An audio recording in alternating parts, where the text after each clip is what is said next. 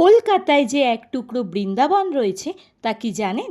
দক্ষিণেশ্বরের খুব কাছেই গঙ্গার পাড়ে গড়ে উঠেছে কাঠিয়া বাবার আশ্রম, যাকে এলাকার মানুষ মিনি বৃন্দাবন নাম দিয়েছে।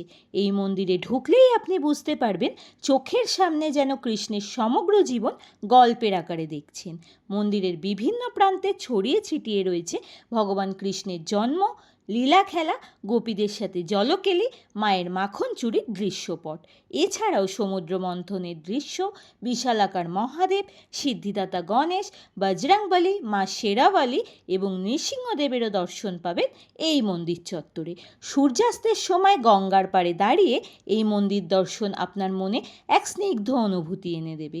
এই মন্দিরের সমস্ত খরচ পরিবহন হয় ভিক্ষার দ্বারা, অর্থাৎ মানুষ যা দান করে সেই দানে।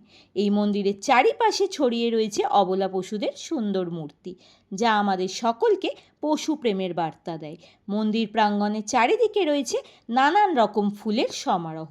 মূল মন্দিরের ভেতর ছবি তোলা নিষেধ। মন্দির খোলা থাকে বিকেল 5:30 থেকে সন্ধ্যে 7:30 পর্যন্ত। একদিন সময় বার করে ঘুরে আসতেই পারেন এই মন্দির থেকে।